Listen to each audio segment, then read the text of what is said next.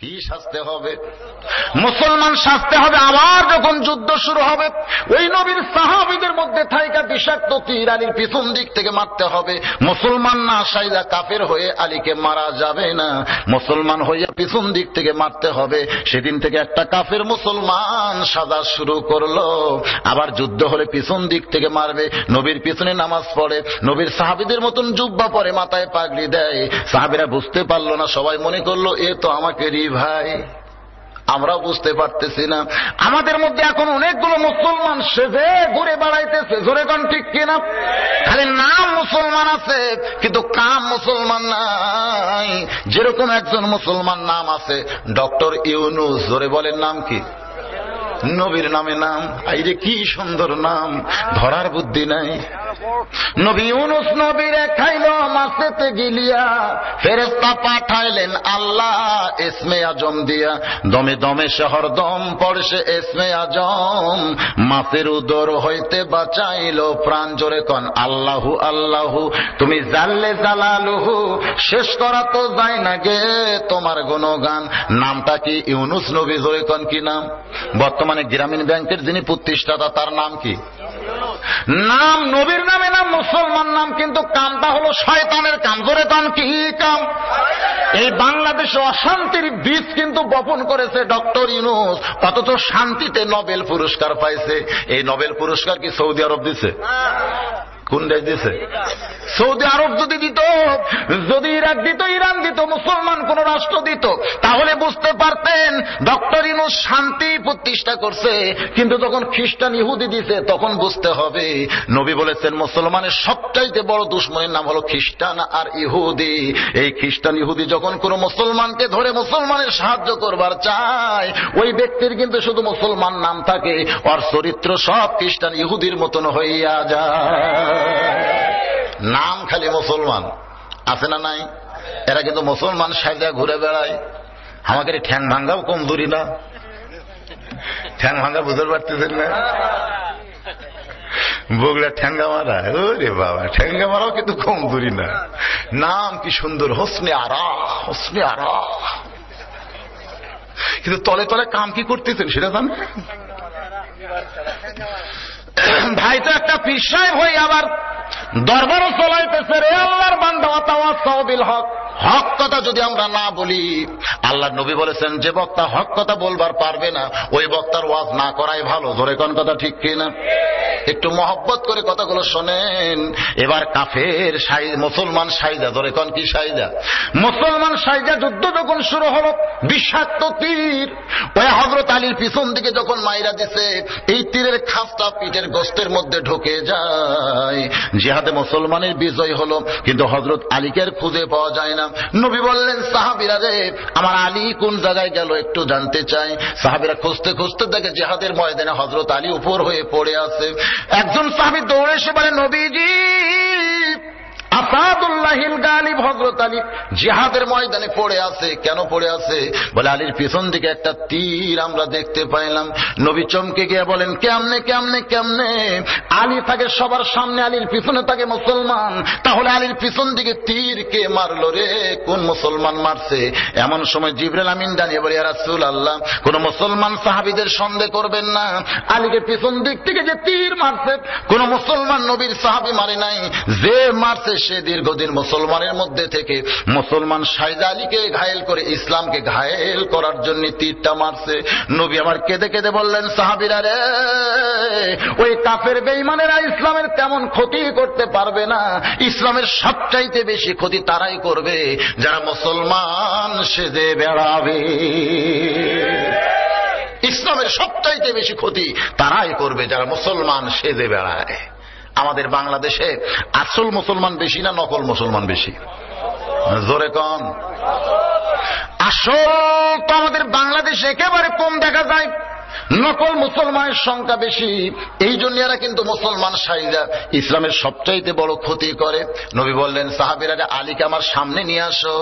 যখন হযরত আলীকে নবীর সামনে নিয়ে আসা হয়, যখন তীরটা ধরে হাত দিয়েছে টান, হযরত আলী এত জোরে চিৎকার মারছে, সঙ্গে সঙ্গে নবী আমার কলিজার মধ্যে হাত ঢুকায় দেয়। সাহাবীরা বললেন, ইয়া রাসূলুল্লাহ, আলীর পিঠের টেনে টান দিলাম, কিন্তু আপনি কলিজার মধ্যে হাত দিয়ে কেন কাঁদতেছেন গো নবী, জানতে চাই। আল্লাহর নবী বললেন, সাহাবীরা রে, এই আলী আমার কলিজার টুকরা। কারণ আমার আল্লাহ বলেছেন, আমার বান্দা সমূহের ভিতরে সবচাইতে যুবক বান্দাকে আমি আপনার ফাতেমার জন্য কবুল করেছি।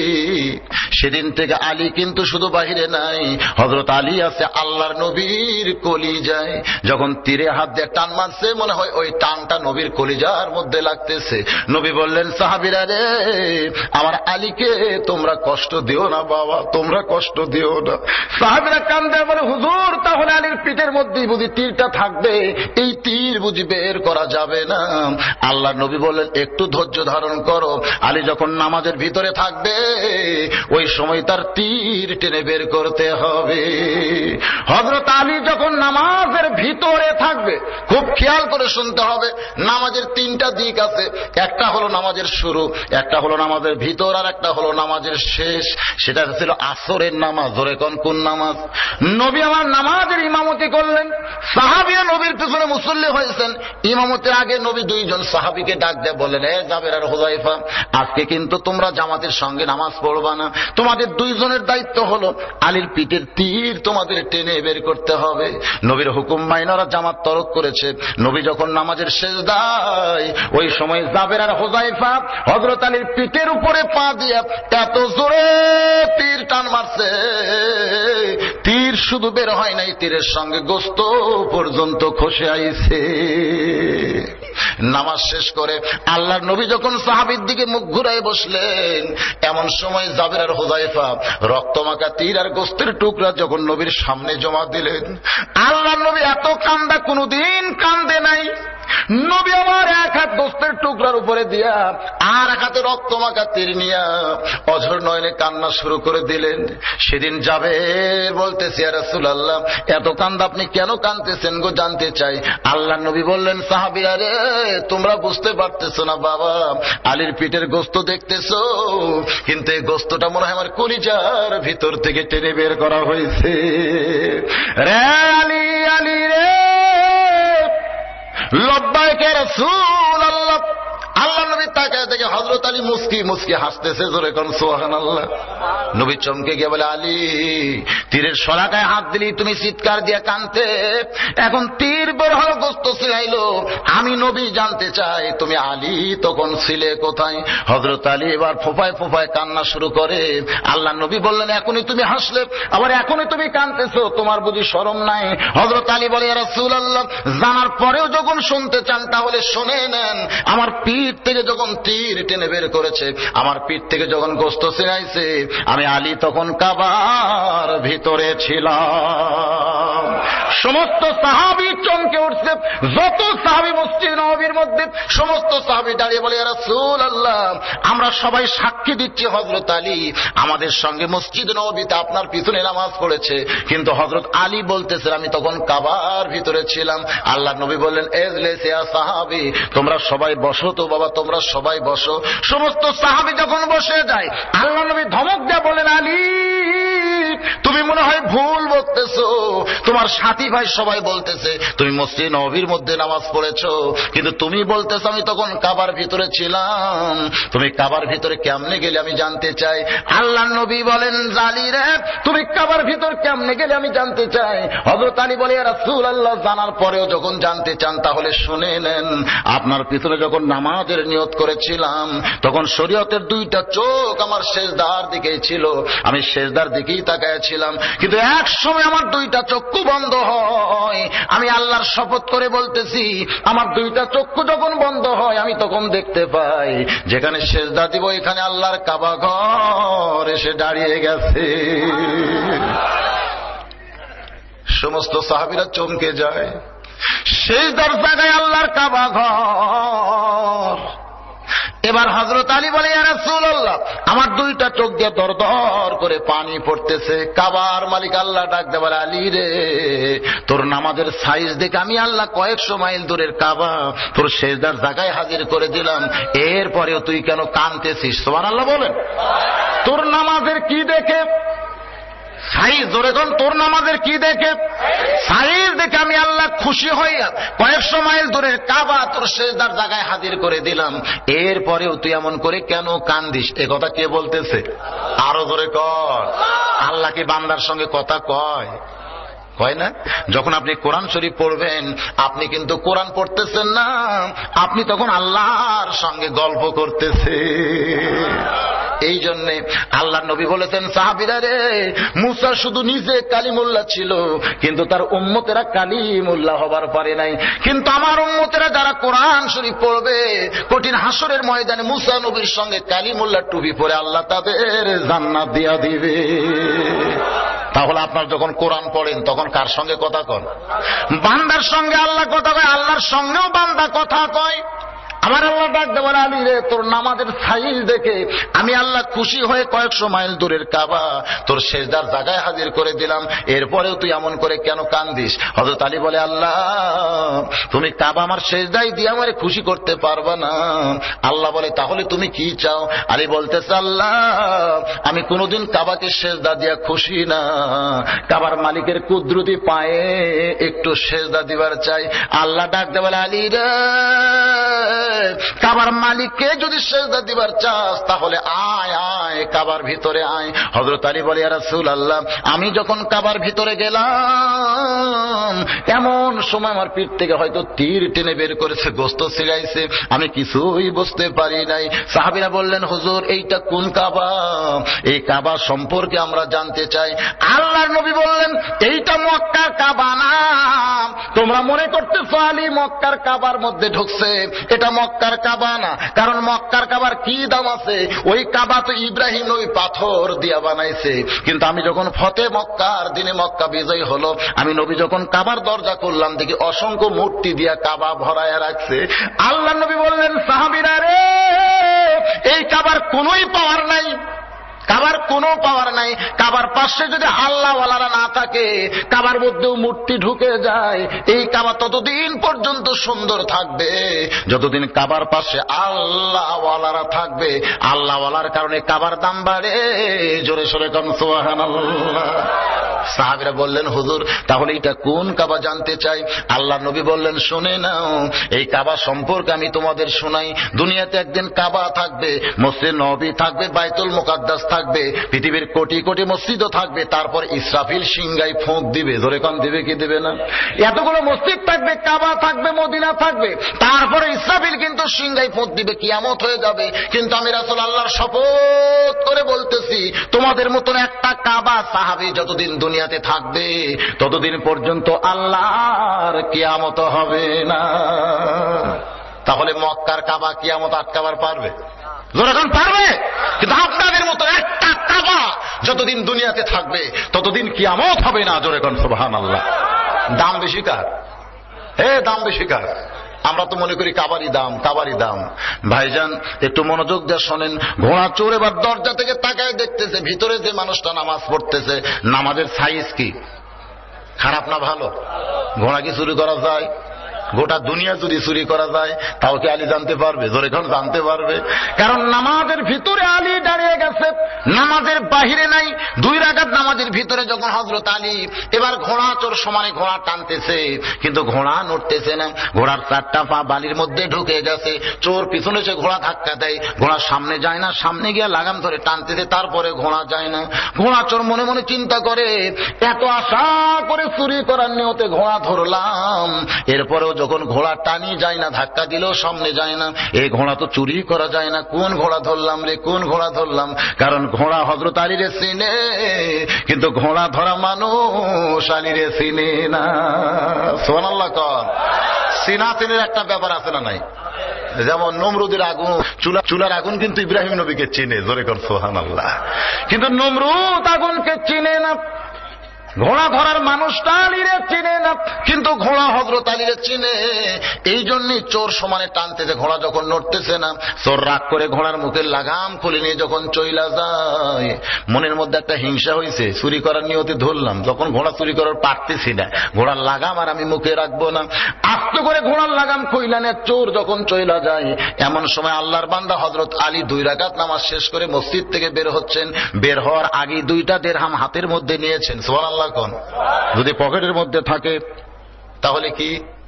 পকেটের মধ্যে যদি 2টা দিরহাম থাকে, যদি বাহির হইয়া দেখে যে ঘোড়া তো ঠিকই আছে, মানুষটা ধরি আছে, টাকা 2টা দিব না, আমি তার ওরে দিবার চাইনি, এটা তো মনে মনে ধরে, কারণ ঠিক কি না?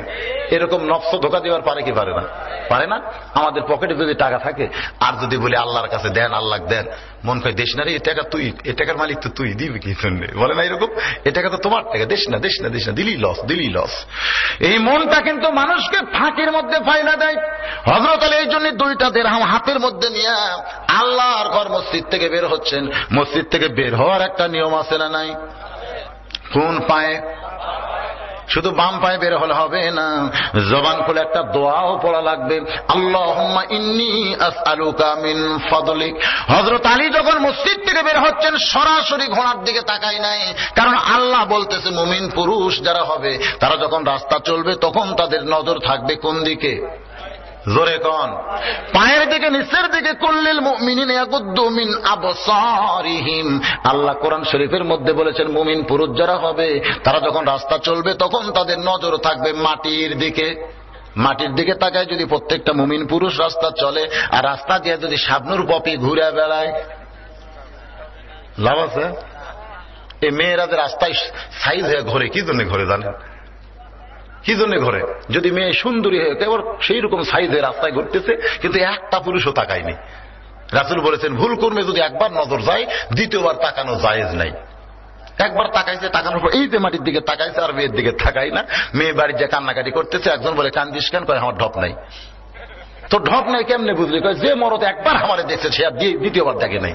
আমার সাইজ যদি ভালো হতো বারবার কুত্তের মতন তাকায় থাকতো, কিন্তু একবার দেখার পর আর কেউ তাকায়নি। আজকে যদি আল্লাহর হুকুম, নবীর হাদিস আমরা আমল করি, তাহলে একটাও বেয়াসাইজা মেয়ে রাস্তায় আসবে না। ধরে কোন ঠিক কিনা? রাস্তায় মেয়েরা কেন আসে? আসার পিছনে কারণ হলো আমরা বারবার ওদের দিকে তাকাই আর মিস কল মারি। বাজান গো, আজকে যুবকেরা উত্তর পাড়া, দক্ষিণ পাড়া, পশ্চিম পাড়ায় ঘুরতেছে। এই মেয়েরা কেন তারা বের হচ্ছে? কারণ এই যুবকদের মিস কলের কারণে। আমরা যুবকগুলো যদি, পুরুষগুলো যদি আল্লাহর আইন পালন করি, একটা মেয়েও কিন্তু রাস্তায় আসবে। জোরে কন। তাহলে দোষ কি আমাদের না মায়েদের? আমাদের দোষ নাই। আমার ছোট ভাই ওয়াজ করলো, আর দাউস লা ইয়াদখুলুল জান্নাহ, দাউস কোনদিন জান্নাত পাবে না। হাদিস শরীফে দাউস মানে নারী না। সাহাবারা প্রশ্ন করলেন, হুজুর দাউস কোন নারী? আল্লাহ নবী বললেন দাউস কোন নারী না, দাউস হলো ওই সকল পুরুষ যাদের অধীনে নারীরা পর্দা করে না। দাউস হলো ওই সকল পুরুষ যাদের অধীনে নারীরা কি করে না? পর্দা করে না। তারা হলো দাউস। দাউস মানে নারী না, পর্দা নিয়ে হিনা নারী না। দাউস হলো ওই সকল পুরুষ যাদের অধীনে নারীরা পর্দা করে না। আমার অধীনে আমার বউ আছে না নাই? যখন আছে না নাই? আমার বউকে যদি আমি পর্দার মধ্যে রাখি, রাখতে পারবো না? ফখরুদ্দিন হওয়া লাগবে, জিল্লুর রহমান হয়ে কাম হবে না, ফখরুদ্দিন হওয়া লাগবে।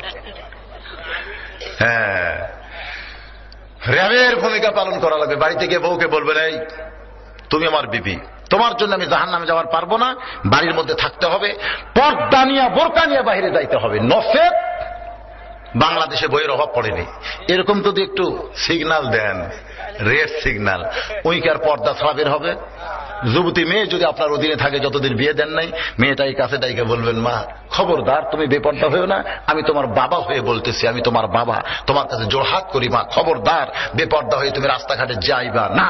এরকম যদি আমি অনুরোধ করি, তারপরে না মানলে যদি শাসন করি, মেয়ে আমার কথা শুনবে না। কিন্তু আমার বইয়ের দিকে, আমার মেয়ের দিকে আমার কোনো খবর নাই। আমার 5 ফিট অফিসে একদিন একটা ভ্যানওয়ালা আব্দুল মজিদ এসে মুসকি মুসকি হাসতেছে। আমি বলি, আব্দুল মজিদ হাসো কেন? বলে, হাসার কারণ হলো হুজুর আমার বউ আমাকে আল্লাহর ওলি কয়। আমি চমকে গিয়ে বললাম, আব্দুল মজিদ তুমি ভ্যান চালায় খাও আর তোমার বউ তোমাকে আল্লাহর ওলি কয়, এইটা আমার বিশ্বাস হয় না। বলে হুজুর আমার মধ্যে আল্লাহ এমন একটা আমল দিছে যে আমলের কারণে আমার বউ আমাকে আল্লাহর ওলি কয়। আমি কল আব্দুল মজিদ রে সে আমল আমিও করবার চাই, কারণ আমার বউ আমাকে হুজুরই কয় না। ওলি তো দূরের কথা, আমার বউ আমাকে হুজুরই কয় না। যখন ভাত দেবে তখন বলে সাইদির আব্বাসের ভাত খান, যখন বালতি ভরে সাইদির আব্বাসান গোসল করেন। আমি একদিন রাগ করে বলেছিলাম, এই লক্ষ লক্ষ মানুষ আমাকে হুজুর কয়, আর তুমি বাড়ির বউ হয় হুজুর কইলে কি হয়? আর বউ খালি মুচকে মুচকে হাসি আর কয়, জনগণ আপনাকে চিনে না এই জন্য হুজুর কয়, কিন্তু আমি আপনাকে চিনি, হুজুর হয় এত সহজ নয়। সেই দিন আমি বুঝেছি বউয়ের কাছে হুজুর হওয়া খুবই কঠিন, ধরে কোন ঠিক কিনা। কিন্তু আব্দুল মজিদ ভ্যান চলায়, ওর বউ নাকি ওকে আল্লাহর ওলি কয়। আমি কইলাম আমার বিশ্বাস হয় না। কয় হুজুর সত্য কথা, আল্লাহর শপথ আমার বউ আমাকে আল্লাহর ওলি কয়। তুমি তাহলে কি আমল করো আব্দুল মজিদ শুনতে চাই। বলে হুজুর আমার আমল হলো, আমি গত বছর চা খাই না, পান খাই না, বিড়ি সিগারেট কিছু খাই না, 1 টাকা 2 টাকা করে জমায় জমায় 1000 টাকা দিয়ে একটা জামদানি শাড়ি কিনে বউকে দিছি। আমার বউ 1000 টাকার শাড়ি, রিক্সাওয়ালা ভ্যানওয়ালার বউ যদি 1000 টাকার দামের দামদানি শাড়ি পায়, মন খুশি না বেজার? বউ শাড়ি চুমা খায়, পুকত লাগায়, কোন জায়গায় নিয়ে যায় তার ঠিক নেই। যাকে দেখে সব মেয়েকে বলে আমার স্বামী আমার রিক্সা চলায় খায়, তারপরে 1000 টাকার শাড়ি কিনে দিছে। আমি বললাম বিবি রে, মানুষের তো অনেক দেখাইলা, এবার শাড়ি পরে আমার সামনে একটু দাঁড়াও। আমার বউটা যখন জামদানি শাড়ি পরে আমার সামনে দাঁড়াইছে, হুজুর আমি যেন চোখ বন্ধ করে দেখি বউটা আমার দুনিয়াতে নাই, বউটা আমার জান্নাতের বাগানে যেন হুর হইয়া ঘুরতেছে। বউটাকে আমি আদর করলাম, বউটা শাড়ি পরে থাকলো, আমি চলে গেলাম বাইরে। কিছুক্ষণ বাড়িতে পড়াইসা দেখি শাড়ি আর বইয়ের পরনে নাই। আমি বললাম বিবিরে শাড়ি কি করছো? বলে তোমার ছোট ভাই কইছে শাড়িটা ভালো না, তোমার ছোট ভাই কইছে শাড়িটা ভালো না। আব্দুল মজিদ কয় হুজুর আমি হলাম স্বামী, আমার পছন্দের শাড়ি আমার বউকে কিনে দিছি, কিন্তু দেওরা কইছে শাড়িটা ভালো না, আর ভাবির সে কথা এমন পছন্দ হয়েছে শাড়িটার পরলই না। আমি বললাম শাড়িটা ভালো, তোমার কোলে হবে তাই, তোমার ভাই বলতেছে শাড়ি ভালো না, আমি আর পরবই না। শাড়ি কার জন্য? স্বামীর জন্য না দেওয়ার জন্য? জোরে এখন কার জন্য? কিন্তু দেওরা কইছে ভালো না, আর বউটা আমার শাড়ি পরলই না। এই বছর রমজানের প্রথম দিকে আমার বউ বলতেছে স্বামী গো আমার শাড়ি আমি কিনবার চাই, আমার 1000 টাকা দেন, আমি মার্কেটে গিয়ে শাড়ি কিনবো, আপনার শাড়ি কেনার আর কোনো দরকার নাই। আমি আব্দুল মজিদ চমকে গেলাম, বর্তমান মেয়েদের মার্কেটে যাওয়ার কোনো পরিবেশ ধরে কোন আছে? আমি বললাম বিবিরে মার্কেটে যাওয়ার পারবা না, মার্কেটে যাওয়ার পরিবেশ নাই। বউটা খালি ঘ্যান ঘ্যান করে কান্দে, আর আপনার শাড়ি আমি নিব না, আমার শাড়ি আমি কিনবার চাই। আমি তখন দৌড়ে গিয়ে দরজা লাগালাম, আমার বাড়ির দরজাতে একটা তালা মারলাম। আমার বউটা বলে তালা মারছো কেন? বলে একটু দেরি করো। আমি দৌড়ে গিয়ে কোদাল হাতে নিলাম, বারান্দায় মারছি চোট। আমার বউ চিল্লায় বলে স্বামী গো দরজা বন্ধ করে বারান্দায় চোট মারলা কেন? আমি বললাম মোর মানুষ মরলে বহু কবর বাহিরে খুঁড়েছি, কিন্তু আজকে জীবিত মানুষের জন্য কবর তার বাইরে খোঁড়া যায় না, এই জন্য বাড়ির মধ্যে কবর খুঁড়তেছি। বউ বলে কোন জীবিত মানুষকে কবর দিবা? বলে তুই আমার বউ হইয়া মার্কেটে যাওয়ার চাস, তোরে কবর না দেওয়া পর্যন্ত আমার কলিজার মধ্যে শান্তি নাই। এই জন্য আবার যখন চোট ধরছি হুজুর, আমার বউ দৌড়ে এসে আমার 2টা পা চাইপা ধরে বলে এখনই শাড়ি এনে আমি পড়তেছি, এবছর শাড়ি দেওয়া লাগবে না, দুনিয়ার কারো পছন্দের দরকার নাই, আপনি যা বলবেন আমি তাই। বউটা যখন পা ধরে সমানে কাঁদতেছে, আমি আস্তে করে কোদাল ফাইলা দিলাম। আমার বউটা একটু দূরে গিয়ে মুসকি মুসকি হাসতেছে। আমি বললাম বিবিরে তুমি কি পাগলি হয়ে গেলে? এখনই কানলে আবার এখনই হাসতেছে। আমার বউটা বলে স্বামী গো এতদিন বিশ্বাস করতাম আপনি আমার স্বামী, কিন্তু কিছুক্ষণ আগে কোদাল দিয়া যে আমল শুরু করছেন তখন আমার বিশ্বাস হয়েছে আপনি শুধু স্বামী না, আপনি হলেন আল্লাহর ওলি। আপনার মতন স্বামী যেই বাড়িতে আছে ওই বাড়ির বউয়ের কোনোদিন বেপর্দা হওয়ার সুযোগ নাই, ওই বাড়ির বউ কোনোদিন মার্কেটে যাওয়ার পারবে না। আমি বললাম আব্দুল মজিদ রে এইটাই বুঝি তোমার আমল? বলে হুজুর আর একটা আমল আছে, মাপে 2 হাত। আমি বললাম মাপে 2 হাত, সে আমলটা কি? বলে হুজুর আমি রাসূলের সুন্নাত বাড়িতে রাখছি, মাপে 2 হাত একটা লাঠি বানাইছি হুজুর, ওই লাঠিটা আমি আস্তে করে তীরের সঙ্গে দড়ি দিয়ে বাঁধে রাখছি। যখন আমার বউটা এদিক সেদিক ব্যাকা হয়ে হাঁটতেছে, আমার কথার সঙ্গে খুব একটা কথা মিলতেছে না, তখন আমি আস্তে করে লাঠিটা পায়রা নিয়ে আসা, মাথায় সরষের তেল সেই দিন আর আমি দেই না, ওই তেলটা আমি লাঠির উপর দেওয়া শুরু করি।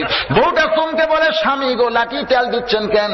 আমি বলি মনে হয় লাঠি লাগতে পারে, এই জন্যই লাঠি তেল দিয়ে রাখতেছি। বউ জোরহাত করে বলে, লাঠি লাগবে না, লাঠি লাগবে না, যেখানকার লাঠি সেখানে রাইখে দেন। হুজুর এই দুইটা আমল আমার বাড়িতে বলবৎ আছে। আমি আব্দুল মজিদের হাত চাইপা ধরে বললাম, আব্দুল মজিদ রে, তোমার বউ শুধু তোমাকে আল্লাহর ওলি কইছে, আজ থেকে যত জায়গায় ওয়াজ করব প্রত্যেকটা জায়গায় বলবো আব্দুল মজিদ আসলে আল্লাহর ওলি। রে আল্লাহর বান্দারা, আমার মা বোনদের জন্য বদরশিদের ওয়াজ দেয়া কোনোদিন পর্দা হবে না। আমার মা বোনদের জন্য পর্দা যদি করতে চান, তাহলে স্বামী হইয়া নিজের বউকে, বাবা হইয়া নিজের মেয়েকে পর্দার জন্য আইন করা লাগবে। ধরে কোন ভাইজান, ঠিক কে বলেন? আমার ওয়াজ দিয়ে আপনার বউ পর্দা করবে? কখনোই পর্দা করবে না, কারণ বক্তার ওয়াজ এটা তো আইন না, বক্তার ওয়াজ। আর বাড়িতে স্বামী করবে আইন। ধরে কোন কি? আমি কি আইন তৈরি করতে পারবো? আইন করতে হবে আপনাদেরকে। যেটা বলতেছিলাম খুব মনোযোগ দিয়ে শোনেন। হযরত আলী দুইটা দিরহাম হাতের মধ্যে নিয়ে মাটির দিকে তাকায় ঘোড়ার দিকে আসতেছেন, নিয়ত করছেন দুইটা দিরহাম ঘোড়া ধরার মানুষকে দিবে। কিন্তু ঘোড়ার কাছে এসে দেখে ঘোড়া ধরা মানুষ নাই, ঘোড়ার মুখেও লাগাম নাই, ঘোড়া ধরা মানুষ নাই, ঘোড়ার মুখেও। এখন হযরত আলী দুইটা দিরহাম কারে দেয়? ঘোড়া ধরা মানুষ নাই, ঘোড়ার মুখেও লাগাম নাই। হযরত আলী বললেন বেকায়দায়, কারণ যে ঘোড়ার মুখে লাগাম নাই সেই ঘোড়ার পিঠে চড়ে কেউ যদি গন্তব্যে যাবার চায়, আপনারা বলেন কি যাইতে পারবে? একই অবস্থা। হযরত আলী চিন্তায় পড়ে গেলেন, এই লাগাম ছাড়া ঘোড়ার পিঠে চড়ে আমি এখন কেমনে যাই, আমি কি করব? বিপদে পড়ে গিয়া ঘোড়ার কানটা ধরে যখন হযরত আলী চিন্তা করেন, এমন সময় দেখতে পায় রাস্তা দিয়ে একজন আল্লাহর বান্দা আসতেছে। সুবহানাল্লাহ বলেন। হযরত আলী মনে মনে চিন্তা করে, আল্লাহ এই দুইটা দিরহাম আমার ওই ভাইটার হাতে দিয়া বলবো পাশের একটা বাজার থেকে ঘোড়ার একটা লাগাম কিনে এনে দেন। আমার ভাইটা যদি লাগাম কিনে এনে দেয়, সেই লাগাম ঘোড়ার মুখে লাগায়া আমি ঘোড়ার পিঠে চড়ে দাওয়াতের কাজে যাবার চাই। এই মনে করে হযরত আলী যখন ঘোড়ার পাশে দাঁড়ায় আছে, লোকটা সীমানার মধ্যে আসলি সালাম দিয়ে তার হাতে দুইটা দিরহাম দিবে। এই মনে করে হযরত আলী ঘোড়ার কানটা ধরে দাঁড়িয়ে আছে। হঠাৎ হযরত আলী বেখেয়ালের মধ্যে এমন সময় লোকটা এসে সালাম দিয়ে বলে, আসসালামু আলাইকুম ইয়া আবা হাসান ও হোসাইন। জোরে কোন সুবহানাল্লাহ। ওই লোকটাই হযরত আলীকে সালাম দেয়, আসসালামু আলাইকুম ইয়া আবা হাসান ও হোসাইন। হযরত আলী চমকে উঠে বলে, ওয়ালাইকুম আসসালাম ভাই, আপনি কি আমারে চেনেন? লোকটা বলে, আপনারে চিনে না এমন মুসলমান দুনিয়াতে নাই। সুবহানাল্লাহ বলে, আপনাকে চিনে না এমন মুসলমান দুনিয়াতে নাই। আর আগেরটা কি কইছিল? আপনি কে হুজুর? আর এই লোকটা বলতেছে, আসসালামু আলাইকুম ইয়া আবা হাসান হোসেন, ও হাসান হোসেনের বাপ, আল্লাহ রহমত আপনার প্রতি নাজিল হোক। ধরে কর সুবহানাল্লাহ। বলে, আপনাকে চিনেন এমন মুসলমান দুনিয়াতে নাই। ভক্তি বাড়ে চিনার আগে না পরে। জোরে কন, ভক্তি কখন বাড়ে? এই যে আপনাদের কৈশোর কানার একটা গ্রাম নাই, ওই কানারে এক লোক ওই আপনার চার একটা দোকান দেয়, ওই রেলগেটের ওই সাইডে দোকান দিচ্ছিল। তা আমি একদিন চা খাইতে হয়তো বললাম, ভাই লিগার খুব একটা ভালো না। লোকটা রাগ করে কয়, হুজুর ভালো না লাগলে উঠে যান, আপনার মতন বহু মানুষ খায়, এতই গরম ভাই। কিন্তু কৈশোর কানারে যখন ওয়াজ করে ওর দোকানে যখন গেছি, কয় হুজুর আপনি যতদিন মন চায় চা খাবেন, হুজুর টাকা দেওয়া লাগবে। আমি কইলাম, ভাই তোমার কি মনে আছে একদিন একটু কইছিলাম লিগার খারাপ, তুমি যে গরম কই, তখন আপনাকে চিনতাম না হুজুর, কিন্তু এখন আপনাকে চিনি। ভক্তি হয় কখন? চিনার আগে না পরে। আগে আমারে চিন্তা না কয় আপনি চলে যান, বহু লোক আমার দোকানত খায়, আপনার মতন পানসা হুজুরের দরকার নাই। কিন্তু যেদিন আমার চিনেছে সেদিন বলে, যতদিন আপনি খাবেন দাম দেওয়া লাগবে না, কারণ আপনাকে চিনি, আপনি সাধারণ মানুষ না, আপনি মাওলানা বজলুর রশিদ। এটা চিনার আগে হয় না, চিনার পরে ভক্তি হয়। ধরে কোন ঠিক কিনা? হযরত আলী বলতে যে, ভাই আপনি কি আমার চিনেন? বলে, আপনারা চিনেন এমন মুসলমান দুনিয়াতে নাই। হযরত আলী বলে, আপনি আমারে কেমনে চিনলেন জানতে চাই। বলে, আল্লাহর নবী আপনারে চিনাই দিছে। আল্লাহর নবী একদিন সাহাবীদের সামনে বলেছিল, রে আমার সাহাবীরা রে, তোমরা শুনলে আশ্চর্য হয়ে যাবে, তোমাদের মাঝখানে এমন একজন মহান ব্যক্তি বসে আছে যে আমি নবীর দিক চাইতেও দুই দিক দিয়ে সৌভাগ্যবান। সুবহানাল্লাহ বলেন। সাহাবীরা বললেন, হুজুর আপনার চাইতে সৌভাগ্যবান কোন ব্যক্তি দুনিয়াতে নাই। আপনাকে সৃষ্টি না করলে আল্লাহ কুল কায়নাত সৃষ্টি করতো না, তাহলে আপনার চাইতে সৌভাগ্যবান ব্যক্তি দুনিয়াতে কে আছে? আমরা এটা শুনতেও চাই না। আল্লাহর নবী বলেন, তোমরা শুনতে না চাইলে কি হবে, আমি তোমাদের জানাতে চাই। সাহাবীরা বললেন, হুজুর তাহলে সৌভাগ্যবান ব্যক্তিকে আমরা শুনবো এখন। আল্লাহর নবী বললেন, তাহলে শুনে নাও, বাবা আদম থেকে আমি নবী পর্যন্ত যত নবী দুনিয়া চাইছে, এই নবীর বিবিরা জান্নাতি, কিন্তু জান্নাতি নারীদের নেত্রী কোন নবীর বিবি হতে পারবে না। জান্নাতি নারীদের নেত্রী হবে আমার কলিজার টুকরা মা ফাতেমা। এই ফাতেমার স্বামী যিনি, তিনি হলেন পৃথিবীর সব চাইতে যোগ্য স্বামী। ধরে কর না সুবহানাল্লাহ। আল্লাহ নবী বললেন, আমার চাইতেও স্বামীর দিক দা আলী হলো সৌভাগ্যবান, কারণ তার বউটা হলো জান্নাতি নারীদের নেত্রী।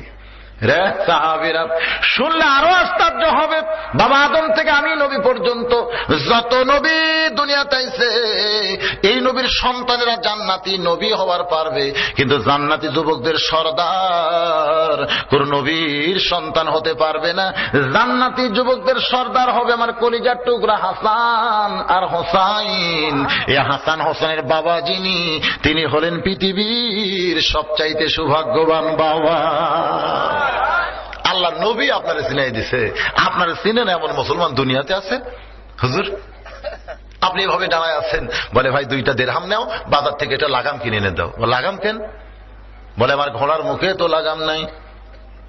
লোকটা চমকে বলে, হুজুর আমি শুনেছি ইসলামের ভিতরে আল্লাহর নবীর পরে আপনার চাইতে বড় আলেম আর কেউ নাই। সুবহানাল্লাহ কোন। আনা মাদিনাতুল ইলমি ওয়া আলিউ বাবুহা, আমি হচ্ছে ইলমের শহর, আলী হচ্ছে তার দরওয়াজা। সুবহানাল্লাহ কোন। আপনার চাইতে বড় আলেম পৃথিবীতে কেউ নাই। এই নবীটা, এই ডিগ্রিটা কে দিয়েছে? আল্লাহর নবী। জোরে কোন কে? একদিন দস্তরখানার মধ্যে সাহাবীদেরকে নিয়ে নবী আমার খাওয়া দাওয়া করতেছেন, খুরমা খেজুর। জোরে কোন কি খেজুর?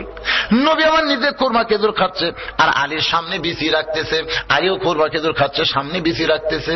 কিছুক্ষণ পর আল্লাহ নবী বললেন, সাহাবীরা রে আজকে দেখো আলীর ক্ষুধা কত বেশি লাগছে, একলাই কতগুলা খুরমা খেজুর খাইছে, বিছির ঠিক যে দেখা যায়।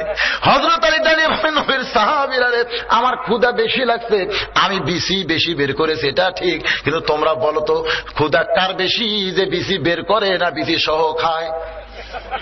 সমস্ত সাহাবী বলতেছে যে বিসি সহ খুরমা খাইছে, তারই ক্ষুধা বেশি। হযরত আলী বলে, তাকায় দেখো নবীর সামনে একটাও বিসি নাই।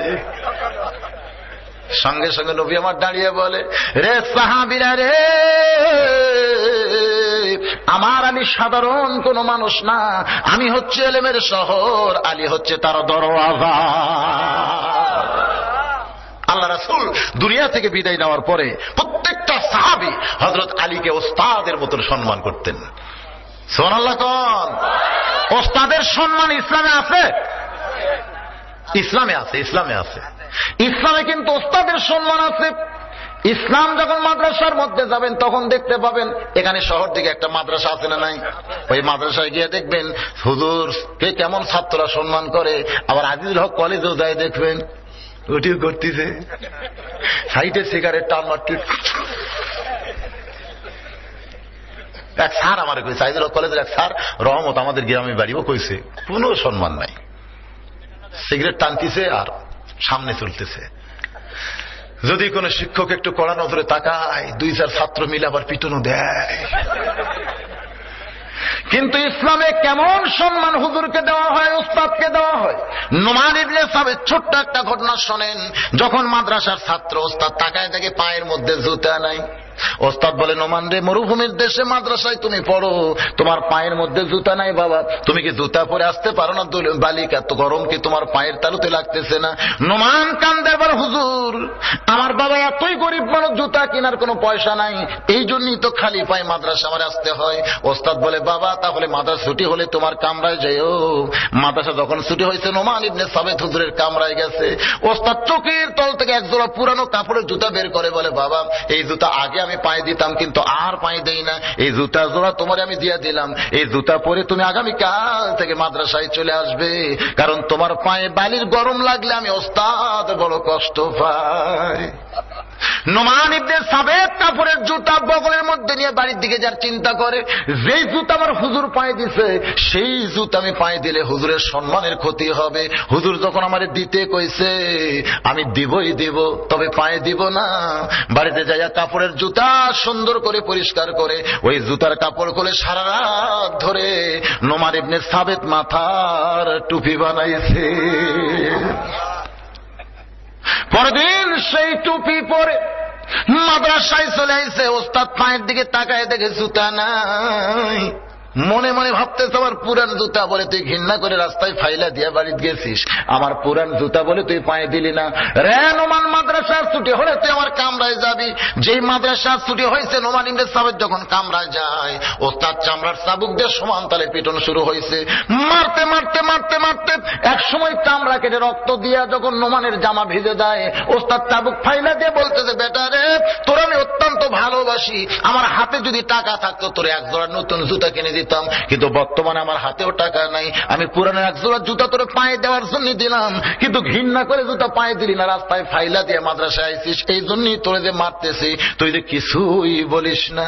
নোমান মুসকে মুসকে হাসার বলে, হুজুর আপনি শুধু আমার পায়ের দিকে দেখেন, একটা বার কি আমার মাথার দিকে আপনি দেখবেন না।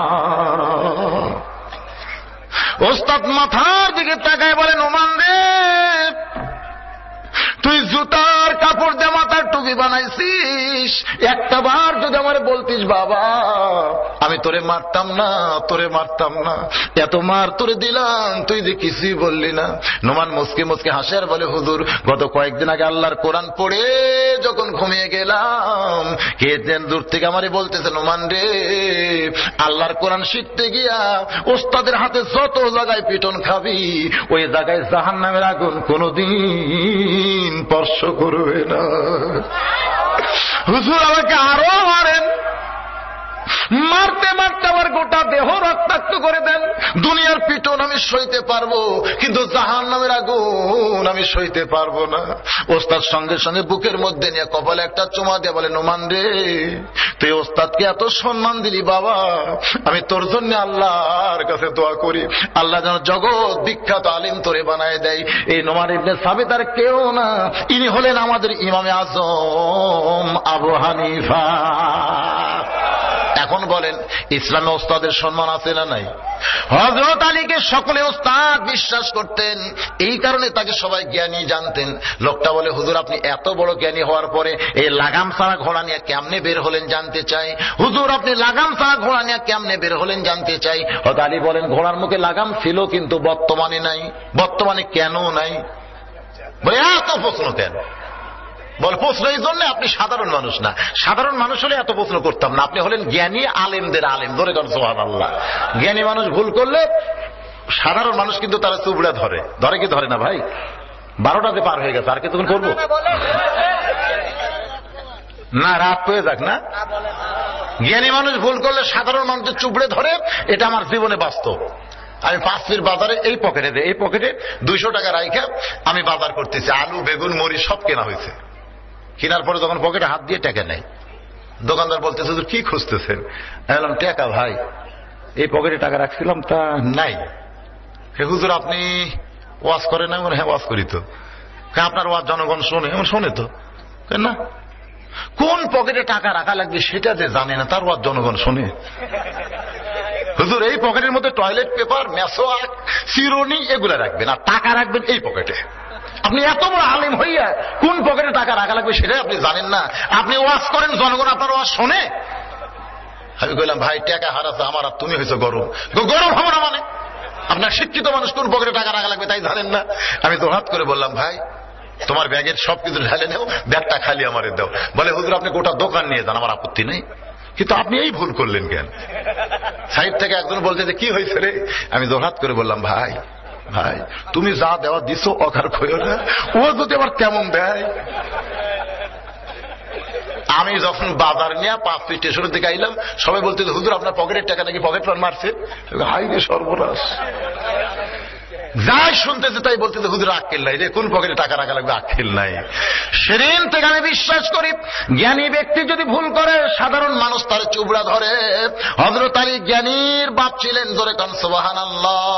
যার কারণে লোকটা বলে হুজুর এত বড় জ্ঞানী মানুষ হইয়া আপনি লাগাম ছাড়া ঘোড়া নিয়ে কেমনে বের হলেন? হযরত আলী বলতেছে ঘোড়ার মুখে লাগাম ছিল কিন্তু বর্তমানে নাই। বর্তমানে কেন নাই? আলী বলতেছেন পরে বলবো, তুমি 2টা দিরহাম দিয়ে আমার জন্য একটা ঘোড়ার লাগাম কিনে নিয়ে আসো, পরে তোমাকে আমি বলবো। বলে হুজুর আগে বললে একটু ভালো হতো। আলী বলতেছে তাহলে আমার মনে হয় তুমি লাগাম কিনে আনবে না, তুমি এইরকম পেচুক মানুষ, খালি বারবার পেঁচাও কেন? বলে হুজুর অবশ্যই আনবো। 2টা দিরহাম হাতের মধ্যে নিয়ে বলে আপনার লাগাম এই জন্যই আনবো যদি হাসরের ময়দানে আল্লাহ আমারে জান্নাত দেয়। জোরে কান সুবহানাল্লাহ। হযরত আলী বলে আমার ঘোড়ার লাগাম এনে দিলে আল্লাহ তোমারে জান্নাত দিবে, এই বুঝটা তোমারে কে দিয়েছে? বলে এই বুঝটা তো আমি পাইছি হযরত ওসমান গনির কাছে। জোরে কান সুবহানাল্লাহ। আল্লাহ নবী যখন বললেন আলী রে আমার ফাতেমাকে বিয়ে করতে গেলে বিবাহের মোহর আদায় করতে হবে, তুমি মোহর স্বরূপ কি দিবে? আলী বলতেছে ইয়া রাসূলুল্লাহ আমার মতন গরিব মানুষ দুনিয়াতে নাই, আমি মহরনা কোত্থেকে দিব জানতে চাই। আল্লাহ নবী বললেন মাথার হেলমেট বিক্রি করো বাজারে গিয়া, যেটা হবে সেটাই তোমার ফাতেমার মোহর আদায় করতে হবে। তখনই হযরত আলী মাথার হেলমেট হাতে নিয়ে বাজারের দিকে যখন বিক্রি করার নিয়তে দৌড় দেয়, পিছন দিক থেকে ওসমান ডাকতেছে আলী ভাই। হযরত আলী তমকে গিয়ে বলতেছে ওসমান ভাই এমন করে আমার পিছন থেকে কেন ডাকতেছেন জানতে চাই। বলে আপনি যে হেলমেট বাজারে বিক্রি করার জন্য দৌড় শুরু করেছেন, ওই হেলমেট যদি আমি ওসমান কিনি আপনি কি আমার কাছে বেচবেন না? হযরত আলী খুশি হয়ে বলতেছে আপনার মতন খরিদ্দার যদি পাই তাহলে আমি আলীর আর কোনো চিন্তা নাই। সুবহানাল্লাহ কোন। ওসমান গনি বললেন কত দাম নিবা? হযরত আলী বললেন চাইলেই ঠকা, আমি হলাম গরিব মানুষ, আপনি হলেন ধনী মানুষ, আপনার কাছে কত আমি চাবো? গরিবদের চাওয়ার আর কি আছে? যা আপনার মনে নয় একটা দিয়ে দেন।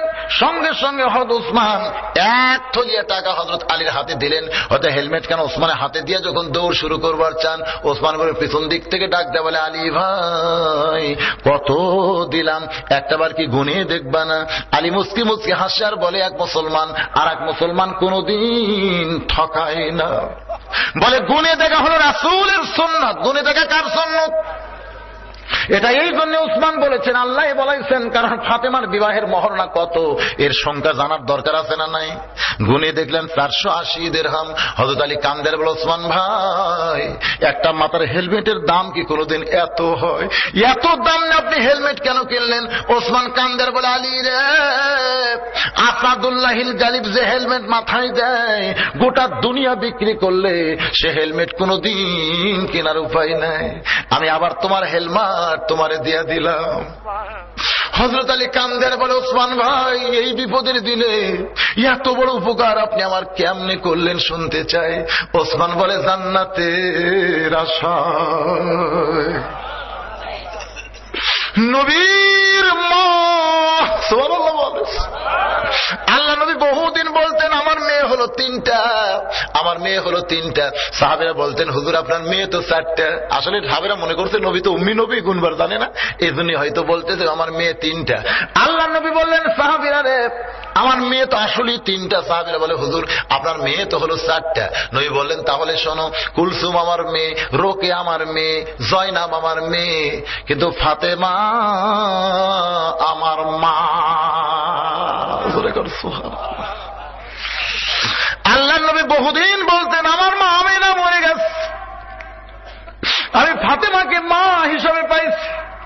বহুদিন উম্মে কুলসুম বলছে বাবা আপনি ক্ষুধার জ্বালায় পেটে পাথর বেঁধে বসে থাকেন, ও বাবা আপনার জামাই হলো মক্কা মদিনার সবচাইতে ধনী, আপনি আমার বাড়িতে আসবেন ভালো মন্দ পাক করে আপনাকে খাওয়াবো, আপনি যেন আর ক্ষুধা নিয়ে কোনোদিন থাকেন না।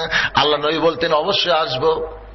কিন্তু যেদিন নবী উম্মে কুলসুমার বাড়ি যাইতেন সেদিন নবী দাঁত খিলাল করতে করতে যাইতেন। উম্মে কুলসুমা বলতেছেন ও বাবা দাঁত খিলাল করতেছেন, বলে পেট ভরা আছে মা, যাওয়ার সময় তোরে একটু দেখার জন্য আইছিলাম। যেদিন আল্লাহ নবীর পেটে ক্ষুধা, পেটে পাথর বেঁধেছে, সেদিন নবী আমার দুনিয়ার কোনো পথের কথা খেয়াল নাই, শুধুমাত্র একটা পথ দিয়ে আস্তে আস্তে ফাতেমার বাড়ির দরজায় নবী আমার ডাক দেয় মা। আমি তোর ছেলে দরজায় দাঁড়াইছি, মা একটা বারের জন্য দরজা খোল, তোর একটু দেখতে চাই। ফাতেমা কান্দের বলে, বাবা এমন কাপড় আমার পরনে, আমি দরজা খুলতে পারবো না, আপনি ফিরে যান, আপনি ফিরে যান। কারণ যে কাপড় পরে আমি আছি, কেমনে আপনার জন্য দরজা খুলি? আল্লাহ নবী মাথার পাগড়ি এক টান দিয়ে খুলে জানলা দিয়া দিয়া বলে, মা এই মাথার পাগড়ি পরে তুই দরজা খোল। ফাতেমা কান্দের বলে, যার জুতার পরশে আল্লাহর আরশ ধন্য হয়ে যায়, সেই নবীর মাথার পাগড়ি কি কোনদিন পরা যায়? আল্লাহর নবী বলে, সবাই আমার নবী মানবে, তাহলে আমার ছেলে হিসেবে কে ডাকবে? আমি কোনদিন তোর কাছে নবী হওয়ার চাই না মা, আমি তোর সন্তান হয়ে তোরে মা মা বলে ডাকতেছি, আমার পাগড়ি তোর পড়তে কোনো অসুবিধা নাই, মা দরজা খোল। তুই দরজা না খুললে এই দরজায় আমি বসে থাকবো, আমি কিন্তু যাব না। আল্লাহর নবী যখন দরজায় বসতে চায়, এমন সময় বলে, বাবা দেন আপনার পাগড়ি দেন। এবার নবীর মাথার পাগড়ি নিয়ে ফাতেমা সেই পাগড়ি পরে যখন দরজা খুলে দেয়, আল্লাহ নবী আস্তে করে জুব্বা তুলে বলে, মা এই জন্যই তো তোর বাড়িতে আইছি মা, ক্ষুধার জ্বালায় বড় কষ্ট পাই, তাড়াতাড়ি একটু খাবার দে তো মা, একটু খাবার দে। ফাতেমা কান্দের বলে, বাবা উম্মে কুলসুমা কতদিন আপনাকে বলে ক্ষুধা লাগলে আপনি তার বাড়িতে যাবেন, কিন্তু ভুল করে আপনি ফাতেমার বাড়িতে আইছেন বাবা। আজকে 3 দিন হলে ফাতেমার বাড়িতে কোনো খাওয়া না। আল্লাহ নবী বলে, মা তাহলে তোর ডান হাতখানা দে তো মা, আমি একটু কি যেন করতে চাই। মা ফাতেমা যখন ডান হাতখানা নবীর দিকে দেয়, নবী আবার আস্তে করে নবুয়তের মুখ দিয়ে চুমা খায়, বলে, আল্লাহ আমার মায়ের হাতের মধ্যে যে এত মজা, এক চুমা খাওয়ার সঙ্গে সঙ্গে আমার ক্ষুধা তৃষ্ণা সব দূর হয়ে যায়। বাগান গো, সেই ফাতেমাকে বিয়ে করবে আলী, তার বিবাহের মহরণ স্বরূপ আমি ওসমান একটু উপকার করেছি জান্নাতের আশায়, আমি জান্নাতের আশায় করছি ভাই। লোকটা বলে, হুজুর ওসমানের মতন মহান ব্যক্তি জান্নাতের আশায় যদি আপনার মাথার হেলমেট করে করে আবার টাকা হেলমেট দুইটাই দেয়, আমি কেন জান্নাতের আশায় আপনার ঘোড়ার লাগাম কিনে আনবো না? 2টা দিরহাম নিয়ে লোকটা বাজারে যায়, গোটা বাজার ঘুরতেছে, লাগামের কোনো দোকানই নাই। যেই দোকানে যায় সেই দোকানদারি বলে, এই বাজারে কোনদিন লাগাম বিক্রি হয় না, আপনি গোটা বাজার ঘুরলে কি হবে, ঘোড়ার লাগাম তো আপনি পাবেন না। এইটা হলো ফত্তালি বাজার, এখানে তো সবকিছু পাওয়া যায় না, জোরে কোন ঠিক কিনা? আপনি সোনার দোকানে সোনা পাবেন, কাপড়ের দোকানে কাপড় পাবেন, রাজা বাজারে গিয়ে কি কাপড় খুঁজবেন? রাজা বাজারে কেউ কাপড় কিনবার যায়? কি কিনবার যায়? বুঝেন না? বগুড়াতে যেমন এক একটা মার্কেটে একটা নামের কারণেই চলতেছে, রে আল্লাহর বান্দা সমস্ত বাজারের লোকজন বলতেছে এই বাজারে কোনোদিন ঘোড়ার লাগাম পাওয়া যায় না, এখানে সবকিছু পাওয়া যায় কিন্তু ঘোড়ার লাগাম তো পাবেন না। লোকটা মনে মনে চিন্তা করে, এমন একটা মহান ব্যক্তির ঘোড়ার লাগাম কেনার জন্য এলাম, আর লাগাম ছোড়া দিরহাম নিয়ে যদি তার সামনে দাঁড়ায় সে তো মনে বড় কষ্ট পাবে। এই নিয়তে লোকটা যখন ফিরে আসতে চায়, এমন সময় লাগাম চোরা, জোরে কোন কি চোরা? লাগাম চোরা চিল্লাই বলতেছে, কে নিবা লাগাম, কে নিবা লাগাম, কে নিবা লাগাম? লোকটা সামনে গিয়ে সালাম দিয়ে বলে, ভাই তোমার মতন ভালো মানুষ এই দুনিয়াতে আর কেউ নাই। আমি যখন ফিরেই যাচ্ছিলাম লাগাম কিনতে পারতেছি না, তখন তুমি কে নিবা লাগাম, কে নিবা লাগাম, কোন জায়গার থেকে আল্লাহ তোমারে পাঠাই দিছে? চোর খালি থরথর করে কাঁপতেছে, কারণ চোরকে যদি কেউ ভালো কয় তখন তার অবস্থা ভালো না খারাপ হয়, বুঝেন না? তোমার মতন ভালো মানুষ আর কেউ নাই, তুমি কত দাম নিবা? লাগাম ছোড়া বলতেছে 2 দিরহাম দিলেই চলবে। লোকটা মনে মনে খুশি, হযরত আলী আমারে 2 দিরহাম দিছে, আর এই লোকটাও 2 দিরহামই দাম চাইছে। 2টা দিরহাম দিয়া ঘোড়ার লাগাম নিয়ে হযরত আলীর সামনে যখন দাঁড়িয়ে যায়, হযরত আলী লাগামের দিকে তাকায়া চোখ দিয়ে দর দর করে পানি পড়তেছে, আর মুখটা মুস্কি মুস্কি হাসতেছে। বাগান গাছকের আলোচনায় আমি বলতেছি, ইমান থেকে ইয়াকিন আমাদের পয়দা হবে। হযরত আলী 2 চোখ দিয়ে দর দর করে পানি পড়তেছে, আর মুখটা মুস্কি মুস্কি হাসতেছে। আমার রাসূল বলেছেন, ইত্তাকু ফিরাসাতাল মুমিনিনা ফাইন্নাহু ইয়ানজুরু বিনুরিল্লাহ, মুমিনদের দৃষ্টি নজরকে তোমরা ভয় করো, তারা তোমাদের মতন দেখবে না, তারা যা দেখবে আল্লাহর নূরের সাহায্যে। জোরে কান সুবহানাল্লাহ। তারা যা দেখবে কি দিয়া? আল্লাহ আর নূর দিয়া আমরা দুই চোখ দিয়ে যা দেখি তাই বিচার করি, ধরে কোন ঠিক কিনা? এই দুই চোখ দিয়ে দেখলে হবে? দুই দিক দিয়ে চোখ দেখলে আমাদের অনেক সময় ইমানটা নষ্ট হবে। ইয়ানজুরুবি নূরিল্লাহ, নূরের চোখ দিয়ে দেখতে হবে। নূরের চোখ যদি খুলতে চান কোন জিনিসটা হাতে নিতে হবে ভাইজান? আল্লাহর কোরআন। সুবহানাল্লাহ বলেন। এই কোরআনকে নূর বলা হয়েছে, আলো বলা হয়েছে। এই কোরআন যত তেলাওয়াত করবেন, ওয়াইজা তুলিয়াত আলাইহিম আয়াতুহু জাদাতুহুম ঈমানান। আজকের এই মাহফিলে তো কোনো কালেকশন নাই, আছে? দেখেন যদি চেষ্টা, মানে আমি ওয়াজ করতেছি ভাইজান, একজন পিছন থেকে বলতেছে বেশি রাত না, ফজর নামাজ পড়বে না, ঠিক আছে তো? বাড়ির যে ঘুম পড়া লাগবে ফজরের নামাজ, আসলে তো তাই, বেশি রাত জায়গা যদি ঘুম দেই নামাজ যদি না হয়। মুরব্বী যা বুঝে ঠিকই বুঝছে, কিন্তু একটা মন্ত্র আমি আপনাদের শিখাই দিব, এইটা যদি আপনারা তেলাওয়াত করে ঘুমাইয়া যান আল্লাহ আপনাদের চেতন করে দিবে। সুবহানাল্লাহ কন। সেই মন্ত্রটা কি? আল্লাহুম্মা বিইসমিকা আমুতু আহইয়া। ওযু করে এই দোয়াটা পড়ে দরুদ পড়তে পড়তে আপনারা ঘুমায় যাবেন। মুয়াজ্জিনের আসসালাতু খায়রুম মিনান নাওম যতই ল্যাপ মাথার উপর দিয়ে তুলে দেন কানের মধ্যে ঢুকে দিবে আল্লাহ। কারণ ঘুম দেওয়ার মালিককে।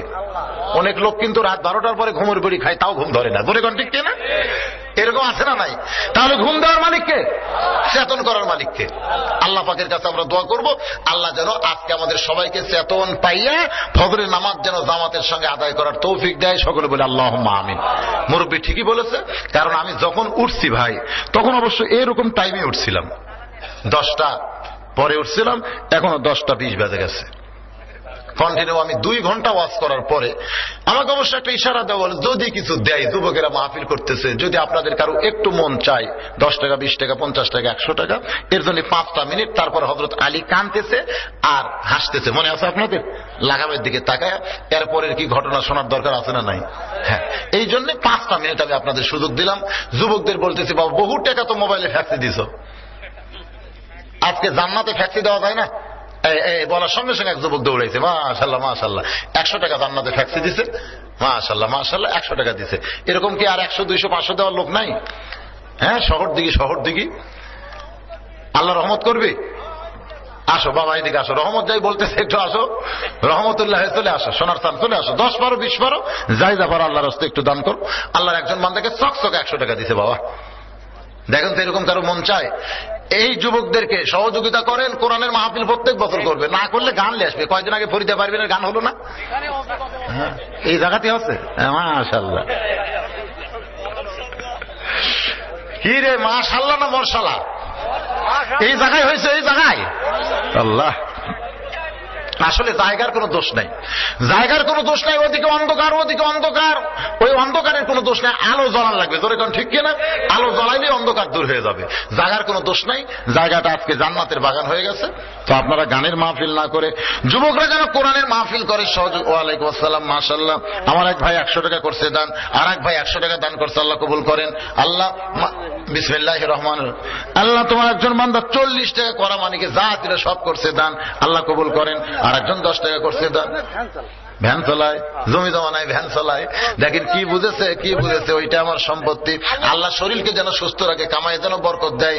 এই কোরআনের মাহফিলে দান করার কারণে আল্লাহ যেন জান্নাত ঘরের মালিক বানায়। আল্লাহ তোমার বান্দারা পাগলের মতন দান করতেছে, আল্লাহ কবুল করেন। যারা যে নিয়তে দান করলো আল্লাহ দানকে কবুল করেন। আল্লাহ নেক নিয়ত নেক আশা পুরা করেন। আল্লাহুম্মা আমিন।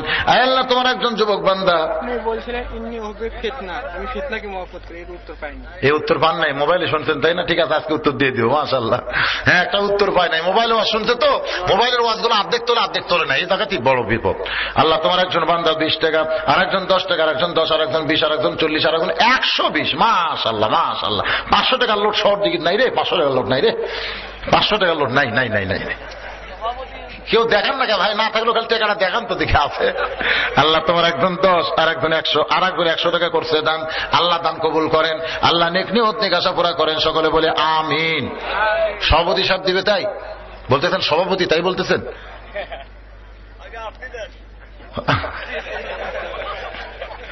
এ শহর দিকের লোক না বাইরের লোক? এরা সব কোন জায়গার লোক?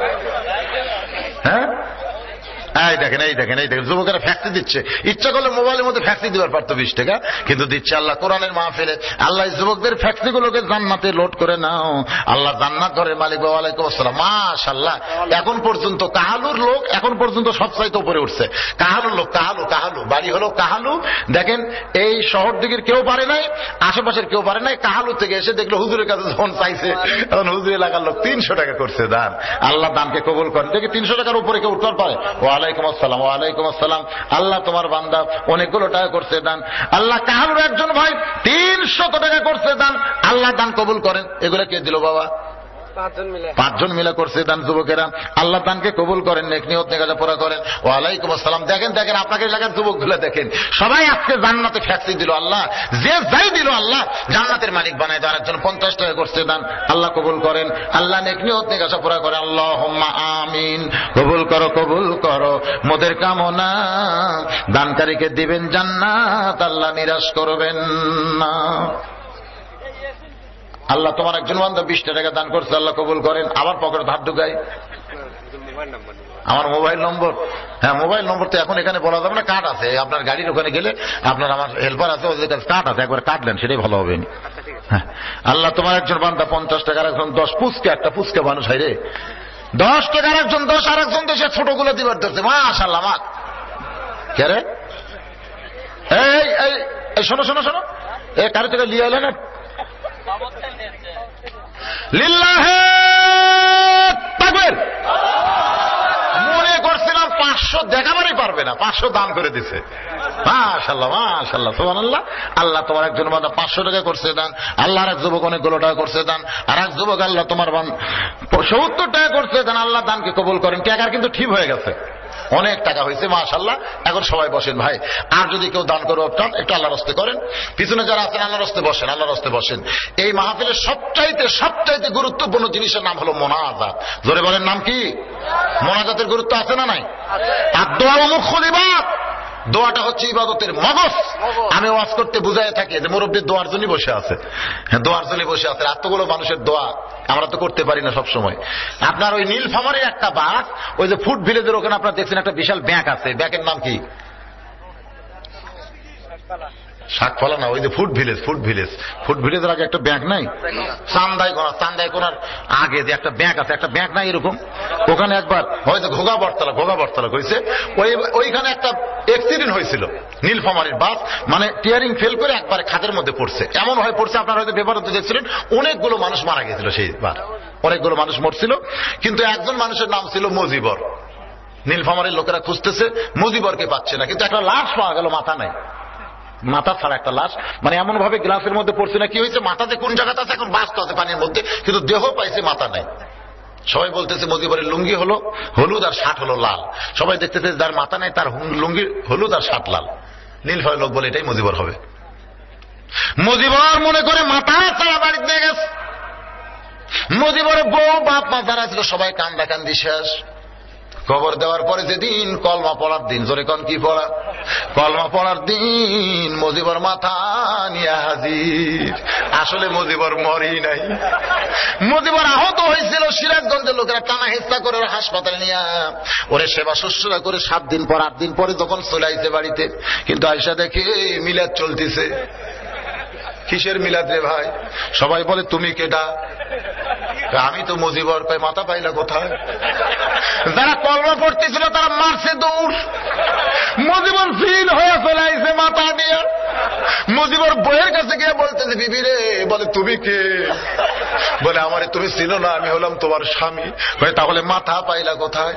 তুমি আমার স্বামী না, তুমি যদি আমার স্বামী হয় তোমার তো মাথা নাই, তুমি মাথা পাইলা কোথায়? মায়ের কাছে যাই, মায়া কি কথায় কয়? বাপের কাছে যাই, বাপ কয় বেটারে তুই মাথা পাইলি কোথায়? মজিবর তখন এক দৌড়ে কবরের কাছে গেছে, এই শয়তান, তোর যদি একটা মাথা থাকতো তাহলে আমার এত বিপদ হইতো না, কিন্তু তোর মাথা নাই বলে আজকে আমার কত বিপদ, কেউ আমাকে চিনতেছে না। তার মানে মনে করেন মোনাজাতটা হলো মাথা। যারা মোনাজাত ছাড়া বাড়িতে যাবেন এরা হলো মাথা ছাড়া, করে কোন কি ছাড়া। আর যারা মোনাজাত করবেন তাদের মাথা আছে রে ভাই। এই জন্য আমি আপনাদের অনুরোধ করতেছি, ঘন্টার পর ঘন্টা মাগরিব থেকে রাত প্রায় 12:30 বাজে গেছে, এত রাত পর্যন্ত যারা ওয়াজ শুনেছেন তারা মাথা ছাড়া মুজিবর না হইয়া মাথাওয়ালা হওয়া লাগবে। আর দোয়া মুখল ইবাদ, দোয়া হচ্ছে ইবাদত। ইবাদতের মাথা। ধরে কোন সুবহানাল্লাহ। হযরত আলী বসেন, যারা পিছনে দাঁড়া আছেন বসেন, সবাই আল্লাহর রাস্তায় বসেন। হযরত আলী চোখের পানি বের করে কাঁদতেছে, আর মুখটা মুছতে মুছতে হেসে বলতেছে, যেইটা বান্দার জন্য হালাল ছিল সেইটাই কর্মদোষে হারাম করে নিল। সুবহানাল্লাহ কোন। যেইটা বান্দার জন্য কি ছিল, হালাল ছিল, সেইটাই কর্মদোষে হারাম করে নিল। লোকটা বলে, হুজুর আপনি কি বললেন আমি বুঝতে পারতেছি না। বলে, একটা হলো ঈমান, একটা হলো ইয়াকিন। জোরে কোন সুবহানাল্লাহ। তার ঈমান বলেছে ঘোড়ার লাগাম চুরি করব, ঘোড়া চুরি করব, এতে সে লাভ পাবে। কিন্তু ইয়াকিন বলতেছে সে কিছুই পায় নাই, বরং সে আরো খারাপই হয়েছে। জোরে কোন ঠিক কিনা। এই 2টা দিরহাম কিন্তু হযরত আলী তাকে দিতই, সে যদি ঘোড়ার লাগাম ধরে থাকতো। কিন্তু 2টা দিরহামই নিল, কিন্তু হালাল হাদিয়া না নিয়া চুরি করার কারণে সেইটা হারাম হয়ে গেল। বাজান রে, আমাদের ঈমান বলে দুনিয়ার বাড়ি দুনিয়ার গাড়ি সব একদিন ছাড়তে হবে, কিন্তু ইয়াকিনের পর্যায়ে আমরা যাইতে পারি না। ইয়াকিনের পর্যায়ে যখন যাব তখন বালতো সিরুনাল হায়াতাদ দুনিয়া ওয়াল আখিরাতু খায়রুম আবকা, বিশ্বাস হয়ে যাবে। আমরা সকলে সে আখিরাতকে বিশ্বাস করব, ইয়াকিনে দৃঢ় বিশ্বাস করে, এই দুনিয়াকে তুচ্ছ জ্ঞান মনে করে আমাদের দুনিয়াতে চলতে হবে। আর দুনিয়াও মাজরাতুল আখিরা, দুনিয়া হচ্ছে আখিরাতের খেসরূপ। আজকে যারা ওয়াজ শুনলেন, এই ফজরের নামাজ তাদের জন্য পড়ার দরকার আছে না নাই? জোরে করে আছে না নাই? এশা যারা এখনো পড়েন নাই, আমি তাদের পায়ে হাত দিয়ে বলতেছি, যা করছেন করছেন, বাকি জীবন আর করবো না। আজ থেকে আমরা নামাজি হয়ে যাব। তাহলে আজকের মাহফিলটা তওবার মাহফিল হবে। আমাদের সকলের গলায় আমার আল্লাহ খুশি হয়ে হেদায়েতের মালা পরায় দিবে। সকলে বলি আল্লাহুম্মা আমিন। ইস্তিগফার পড়েন, আস্তাগফিরুল্লাহ রব্বি মিন কুল্লি জামবি ওয়া তুবু ইলাইহি, আস্তাগফিরুল্লাহ রব্বি মিন কুল্লি জামবি ওয়া তুবু ইলাইহি, আস্তাগফিরুল্লাহ। যারা পেছনে দাঁড়িয়ে আছেন অন্তত মোনাজাতের সময় বসেন। বসাটা হলো আদবি। বাবা এতক্ষণ যারা দাঁড়িয়ে আছেন কত কষ্ট, এখন একটু বসেন। বসাটা হলো আদবি, দাঁড়ানো হলো বেদবি। বিশেষ করে মোনাজাতের ক্ষেত্রে আল্লাহর দরবারে আমরা হাত তুলবো। আমাদের চাইতে বড় ফকির পৃথিবীতে আর কেউ নাই। এই জন্য সবাই কয়েকবার ইস্তেগফার পড়ে নি। আস্তাগফিরুল্লাহ রব্বি মিন কুল্লি জামবি ওয়া তুবু ইলাইহি, আস্তাগফিরুল্লাহ রব্বি মিন কুল্লি জামবি ওয়া তুবু ইলাইহি, লা হাওলা ওয়ালা কুওয়াতা ইল্লা বিল্লাহিল আলিয়্যিল আযীম। আল্লাহুম্মা সাল্লি আলা মুহাম্মাদিন ওয়া আলা আলি মুহাম্মাদ কামা সাল্লাইতা আলা ইব্রাহিম ওয়া আলা আলি ইব্রাহিম ইন্নাকা হামিদুম মাজিদ। আল্লাহুম্মা বারিক আলা মুহাম্মাদিন ওয়া আলা আলি মুহাম্মাদ কামা বারাকতা আলা ইব্রাহিম ওয়া আলা আলি ইব্রাহিম ইন্নাকা হামিদুম মাজিদ। আজকের মাহফিলের সভাপতি সাহেব আছে? ঠিক আছে। আচ্ছা, শুরুতেও আয়াত তেলাওয়াত, শেষেও আয়াত তেলাওয়াত। কোরআনের একটা আয়াত তেলাওয়াত করে এরপরে মোনাজাত হবে ইনশাআল্লাহ।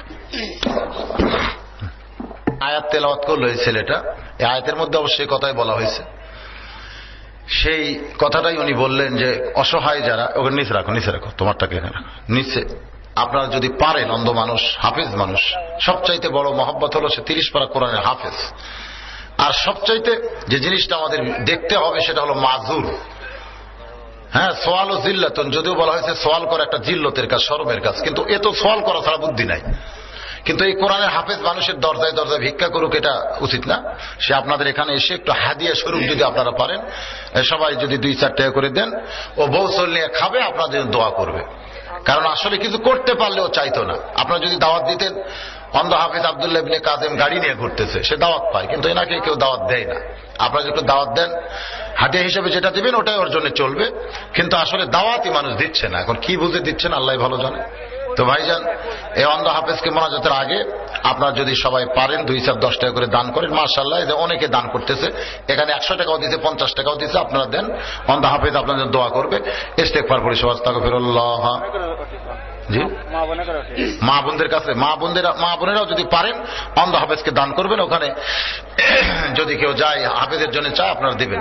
সবাই ইস্তেগফার পড়েন, আস্তাগফিরুল্লাহ রব্বি মিন কুল্লি জামবি ওয়া তুবু ইলাইহি, আস্তাগফিরুল্লাহ রব্বি মিন কুল্লি জামবি ওয়া তুবু ইলাইহি, আস্তাগফিরুল্লাহ রব্বি মিন কুল্লি জামবি ওয়া তুবু ইলাইহি, লা হাওলা ওয়ালা কুওয়াতা ইল্লা বিল্লাহিল আলিয়্যিল আযীম।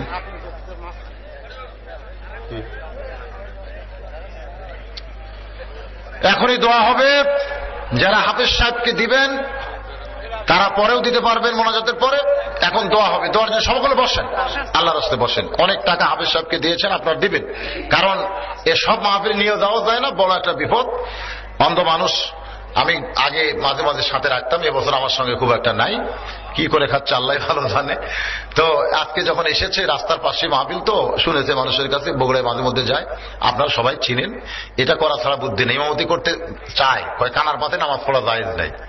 মুয়াজ্জিনি করতে গেলে কয় কারেন্টের যুগ, শর্ট খেয়ে যদি মরে, বুঝেন না। কিন্তু সব না পারলেও বিয়া করছে, এই জায়গাতে কেমনে পারে আল্লাহ ভালো জানে। কয় আমি কিছুই করবার পারি না, কিছুই করবার পারি না, তো ছোলের বাপ কেমনে হয়? ওই জায়গা পারে তো, পারেই তো ভুল করছে, ওই জায়গায় তারাই ভুল করছে। আর একলা থাকলে একটা অন্ধ মানুষের নেওয়া কোনো ফ্যাক্টর হতো না, কিন্তু বউ আছে, সাবান আছে, এতগুলো লাইকে। হ্যাঁ, এই জন্য আপনারা একটু দাম করেন, ওই জায়গায় ভালোই পারছে আলহামদুলিল্লাহ। এখন দোয়া হবে, ভাই সবাই বসে। اللهم صل على سيدنا شفينا حبيبنا نبينا مولانا محمد وعلى آله وصحبه وبارك وسلم اللهم آمين اللهم أنت السلام ومنك السلام تباركت يا ذا الجلال والإكرام ও দরদি আল্লাহ, কঠিন শীতের মধ্যে টপ টপ করে নিয়র পড়তেছে গায়ে, তারপরেও তোমার পাগল বান্দারা, তোমার পাগলি বান্দিরা আরামের বাড়ি, আরামের ঘুমকে বাদ দিয়া কোরআন হাদিসের মোহাব্বতকে কলিজার ভিতরে নিয়া এই জান্নাতের বাগানে বসে বসে কোরআন হাদিসের ওয়াজ শোনার শেষে আমি গুনাহগারের সঙ্গে রহমতের দরজায় ফকির হয়ে দোকানা হাত তুলেছে। মেহেরবানি করে আজকের মাহফিল আমাদের সকলের হেদায়েতের জন্য, নাজাতের জন্য, জান্নাতের জন্য কবুল করে নাও। এই মাহফিলের শুরু থেকে শেষ পর্যন্ত যত আলোচনা হয়েছে এর মধ্যে যদি ত্রুটি হয়, ভুল হয়, মাফ করে দাও। এর জাহাদিয়া মঞ্জুর করো সোনার মদিনায়, নবী পাকের রওজা মোবারকে কবুল করো। তামাম আম্বিয়ায়ে কেরাম, আসহাবে কেরাম, তাবিঈন কেরাম, তাবা তাবিঈন কেরাম, আউলিয়া কেরাম, পীর মাশায়েখ, বুজুর্গান কেরাম, তামাম পৃথিবীর মাটির নিচে যত মুমিন মুমিনাত আছে আল্লাহ সকলের আরওয়াহ পরে হাদিয়া কবুল করো।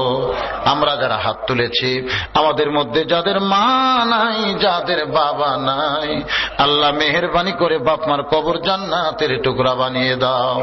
আমাদের দাদা দাদি, নানা নানি, আত্মীয় স্বজন, শ্বশুর শাশুড়ি, যারা আমাদের বড় আপনজন ছিল, আজকে যারা অন্ধকার কবরে এতিম হয়ে আছে, আল্লাহ মেহেরবানি করে তাদের সকলের কবরকে জান্নাতের টুকরা বানিয়ে দাও। এই পৃথিবীতে যাদের জন্য দোয়া করবার কেউ নাই, আমরা তাদের পক্ষ নিয়ে তোমার দরবারে হাত তুলেছি, মেহেরবানি করে তাদের কবরগুলোকেও জান্নাতের টুকরা বানিয়ে দাও। নিজের দুইটা হাতের দিকে তাকায় দেখেন, এই দুইটা হাত দিয়ে কত কবরে আমরা মাটি দিয়েছি, এই দুই হাত দিয়ে কত লাশ অন্ধকার কবরে নামাইছি। একদিন আমরা সবাই মরে যাব, যেদিন আমাদের মৃত্যু হবে দিনটা যেন জুমার দিন হয়, যে মাসে আমাদের মরণ হবে মাসটা যেন রমজান মাস হয়। ইমানের সাথে, ইজ্জতের সাথে মুসলমান হয়ে এই দুনিয়া থেকে যেন বিদায় নিতে পারি। আল্লাহ আমাদের সকলের জন্য কবুল করেন।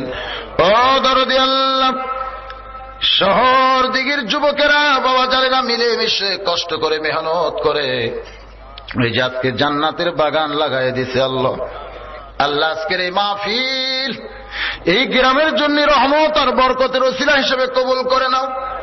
আয় আল্লাহ তাআলা এই গ্রামের যুবকগুলোকে তুমি ইসলামের জন্য, তোমার জন্য কবুল করে নাও। আল্লাহ বয়স্ক যারা আছে দিনের দায়ী হিসেবে তাদের কবুল করে নাও। অসুস্থ কেউ থাকলে সুস্থ করে দাও, অভাব থাকলে মোচন করে দাও। পর্দার অন্তরালের মা বোনেরা, আয় আল্লাহ তাআলা আবিদা সালিহা পর্দানিশী কবুল করে মা ফাতেমার সঙ্গে জান্নাত দিও। আল্লাহ গোটা বিশ্বের মুসলমানকে মাফ করো, বিশ্বের মুসলমানকে হেফাজত করো।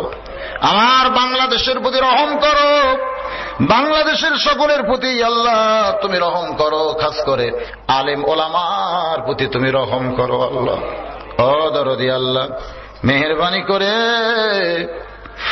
এতগুলো মানুষের মধ্যে যার দুইখান হাত পছন্দ হয়, সেই দুই হাতের ওসিলায় আজকের মাহফিলকে কবুল করো। আজকের মাহফিলের সম্মানিত সভাপতি, আজকের মাহফিলের অতিথি, আজকের মাহফিলের আলেম ওলামা বক্তাগণ, আমার সামনে বসে আমিন আমিন যারা করে আল্লাহ তাদের সবাইকে ইমানে আমলে জান্নাতি কবুল করো।